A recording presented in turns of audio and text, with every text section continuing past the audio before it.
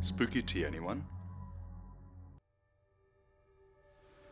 I'm currently considering the level of my personal security, so please bear with me as I tell you this story, as I don't want to give too much information away as to protect my privacy. You'll soon come to understand why I'm being this way. You see, I work in a busy office. It's a 9-to-5 job during the week, which can be rather stressful and quite mundane. The same routine day in, day out often feels tedious, and that leads me longing for a sense of adventure when it comes to the weekends. Oftentimes, this longing leads me to going wild camping on my own. As for other than work, I have no real commitments in my life. No girlfriend, wife, or kids, so my weekends are my own. I've not really got anyone around to worry about me being gone for the weekend. So wild camping is one of my ways to unwind. When I decide to go, I usually select a random large forest on a map, where I can go to and return within a weekend. I almost always pick an offbeat location. I calculate and accept any risks by doing this, and never plan to stay in one location for longer than a night. I enjoy the thrill of being on my own in a forest, and having some quality me time. You know, just me and nature. Last week was one such weekend. It was the first weekend after the first week back at work after the Christmas break. The first week back after festivities is always the worst, and it often feels like the longest week of the year. So I picked an area of forest which required roughly 5 hours of drive time in each direction. I don't mind the driving, if anything, the further the better. But there is a limit, as I have to be able to travel home in time and make sure I'm ready for another mundane week of work. I get all my camping gear together and set off just before lunchtime on the Saturday, which meant that I had just about enough light on arrival to get my camp set up. I like to keep my camping gear as light as possible when wild camping. I never plan to light fires and usually just pack my single-person tent, sleeping bag, flashlight, pocket knife, protein bars, a water bottle, some large stacks of coloured reflective ribbons, and other items not worth mentioning. Note that I do not bring my phone with me, nor any form of electronic payment. The whole point is to get away from technology. When I arrive at my location and have completed the first challenge of finding somewhere remote to park the car, I usually go on a bit of a hike to find a good spot to set up camp far enough away from the road, tying subtle blue ribbons to twigs every few trees to guide me back to the car. You wouldn't spot the ribbons unless you had a torch and were looking for them. A perfect spot for me is one that has enough flat space to pitch a tent, plenty of shrubbery around to provide some shelter from the wind, and a spot being mostly covered by trees to reduce any rainfall. The spot I found on this day was 11 out of 10, absolutely perfect. It had a nice flat area, which then had an immediate perimeter of thick shrubbery. Just above enough clearance to pitch the tent was a tree with a large amount of thick branches with leaves. It was the kind of spot that if you were a random person, you would not easily see the camp, unless you were specifically looking for it. After some time, I was all set. I had finished putting up my tent by the time it started getting rather dark. All that was left to do was secure the tent, snuggle into my sleeping bag, and become one with the nature around me. I was comfortable for a couple of hours, nearly drifting off, when all of a sudden I felt it. I really needed the bathroom. I let out a frustrated sigh as I got out of the sleeping bag and put my protective clothing back on. I had to head back out into the wilderness, in the dead darkness of night, to find a good place to use the bathroom. You see, I had a rule never to do my business near camp, as I once had an accident, which I'd rather not talk about right now. Anyway, I grabbed my torch, pocket knife, and reflective ribbons and headed out of the tent. Before turning on the torch, I took a moment to take in my environment. It was pitch black and eerily quiet. I was at least expecting insects, birds, or sounds of animals stirring as I bundled out of the tent. But all I could hear was the occasional gust of wind through the trees. This, of course, made me feel very uneasy, which didn't help with the sensation I was feeling in my bowels. I pressed onwards to find a place to go, in the opposite direction of my route back to the car, tying red ribbons to inconspicuous twigs on trees so that I could find my way back to the camp. After spending about 15 minutes finding the perfect place, the deed was finally done. After tidying myself up, I scanned my flashlight around, searching for the glints of red that would take me back to camp, when I instead caught the glint of something else a few meters away. I instantly focused my beam of light on that spot again. It seemed that there was something metallic ahead, which immediately piqued my curiosity, and gave me some cause for concern. There shouldn't really be anything metallic this far away from civilization. I had to investigate, so I began making my way closer to the metallic glint, using green ribbons to mark my journey through the trees. As I got closer to the metal object, I found that the forest was giving way to a sizable clearing, which then gave way to a structure.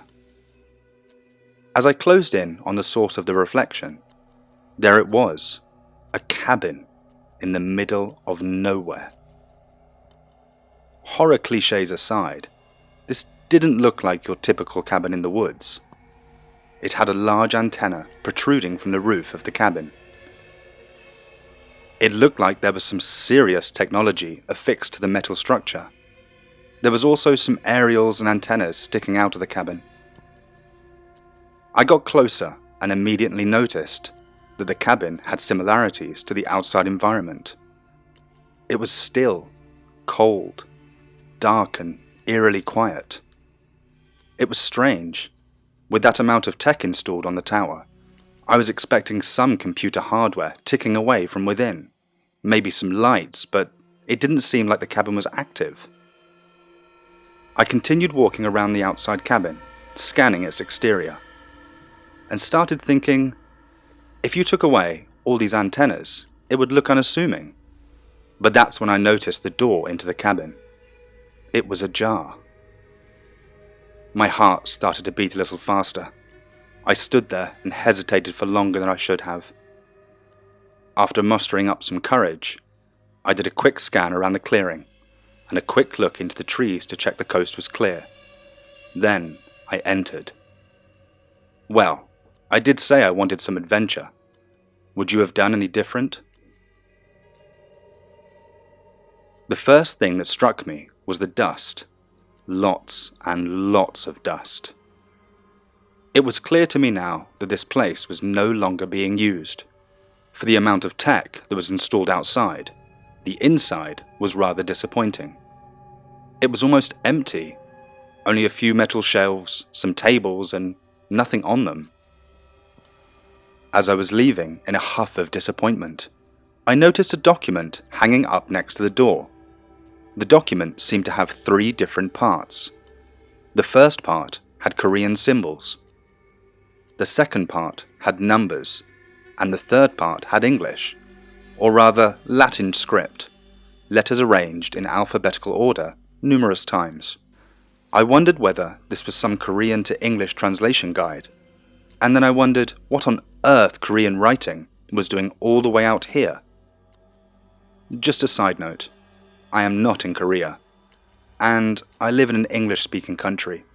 Plus, I was in the middle of the woods. Now, I must admit, I was tempted to take the document, but eventually decided against it, as it would most likely just end up in the trash. After a final quick look around, I shut the door to the cabin and made my way back to the camp via my bathroom route, being guided by the reflective ribbons, untying them as I made my way back. I secured my tent, got back into my sleeping bag, and unexpectedly fell into a deep sleep. Probably just tired from the extra walk and exploration. I woke up the next morning in a bit of a panic, as I never usually plan to fall asleep when wild camping, as I like to be alert and keep a listen out. But I soon calmed down. It took me a moment to realize that everything was okay, and I was still alive. All my belongings still here, and my tent still secure. I exit my tent and take some time to pack all my things up, then hike back to my car, untying all the ribbons from the trees as I go. I make the best endeavor to collect them all, but if not, at least they are biodegradable. While on my long drive home, I thought back to the night before, and thought about the cabin in the woods. How peculiar it was that the cabin is all the way out there, in the middle of nowhere. It didn't look like it was built for anyone to stay in. It was quite a small cabin, not comfortable for long-term living in by any means. I maybe would have said it could have been a hunter's cabin, if it wasn't for all the communication technology sticking out of it. Anyway, I kept busy with these thoughts for most of the journey home, and before I realized, I was back in my neighborhood. I parked up, grabbed my bag from the car, locked it, then headed to my front door and opened it up. Home sweet home. All was exactly as I'd left it. But then, just before entering my house, I noticed something white tied up on the floor. Strange, I thought. There's no post on Sundays. I picked up the object and quickly noticed something familiar. A green ribbon. One of my reflective green ribbons. What the hell is going on here? I quickly untied the ribbon, and it unfurled a Polaroid photo taken of me, asleep in my tent. What is going on? Just before I completely lost it, I noticed some writing at the bottom of the photo. Korean writing. I realized that I had been standing at the threshold to my house with the door wide open, and suddenly felt quite exposed and vulnerable. So I quickly got in, shutting and locking the door behind me. I then made sure I'd shut all my windows, checked the back door, and closed all of my blinds.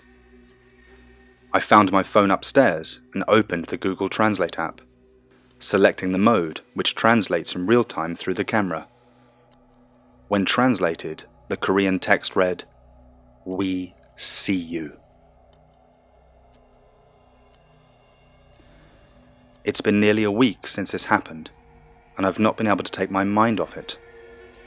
I feel like I'm being watched whenever I go outside, but nothing strange or eventful has really happened.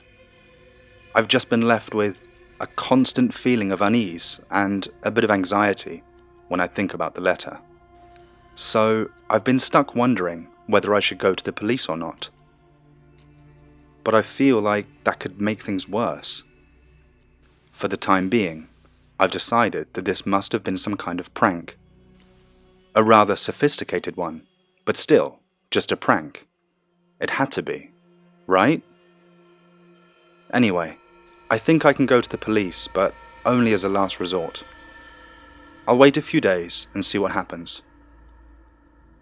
If future events that occur cause me sign of concern though, I'll need to do something, fast. But for the meantime, I'll just try not to worry about it. Unless you've got any advice. Okay, I'll speak to you soon.